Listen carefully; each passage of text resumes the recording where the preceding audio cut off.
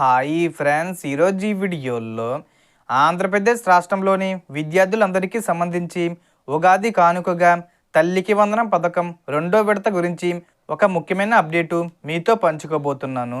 ఈ పథకానికి సంబంధించిన డేట్ను ఫిక్స్ చేస్తూ రాష్ట్ర ముఖ్యమంత్రి నారా చంద్రబాబు నాయుడు గారు కొన్ని కొత్త నిబంధనలను కూడా జోడించినట్లు సమాచారం. ఈసారి డబ్బులు విడుదల చేసే సమయంలో ఈ కొత్త రూల్స్ కారణంగా దాదాపు 20% మందికి బెనిఫిట్ కోల్పోయే అవకాశం ఉందని చెబుతున్నారు.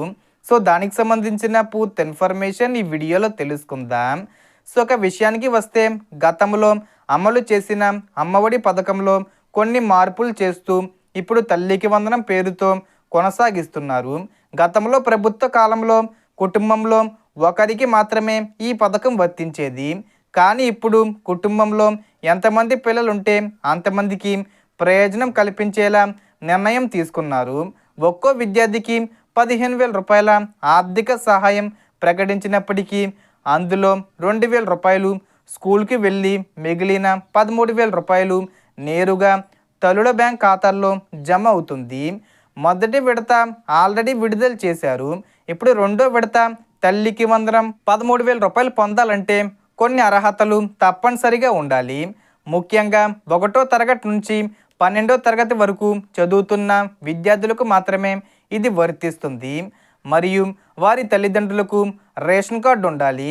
అలాగే విద్యార్థులకు కనీసం 75% హాజరు తప్పనిసరి అని ప్రభుత్వం స్పష్టం చేసింది. హాజరు తక్కువగా ఉంటే పథకం వర్తించదు. అదనంగా ఆధార్ లింకు చేసిన బ్యాంక్ ఖాతా ఉండాలి. కుటుంబ ఆదాయం గ్రామీణ ప్రాంతంలో నెలకు 10,000 రూపాయల లోపే, పట్టణ ప్రాంతంలో 12,000 రూపాయల లోపే ఉండాలి.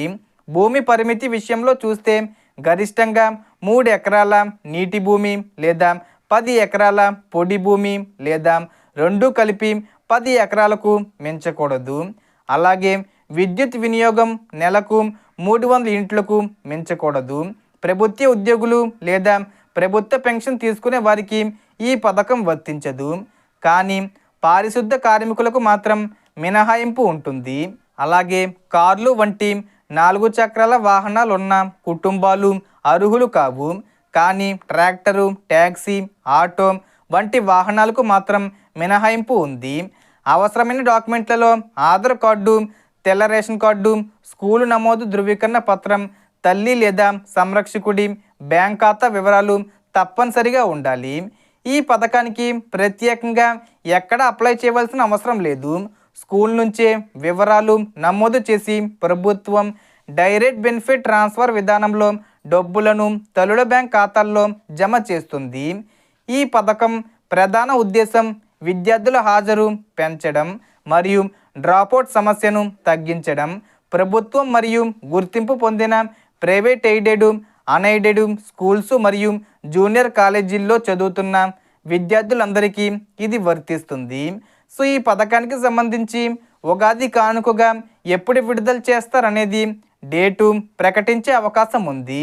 ఈ పథకం ద్వారా కుటుంబాలు పిల్లల చదువుకు అవసరమైన స్మార్ట్ ఫోన్లు, ల్యాప్టాప్లు లేదా ట్యాబ్లు కొనుగోలు చేసుకునే అవకాశం కూడా ఉంటుందని ప్రభుత్వం చెబుతుంది. ఇక ముఖ్యంగా రాష్ట్ర వ్యాప్తంగా సుమారు 24 లక్షల తల్లుల ఖాతాల్లో ఈ ఆర్థిక సహాయం జమ చెయ్యాలని ప్రభుత్వం లక్ష్యంగా పెట్టుకుంది.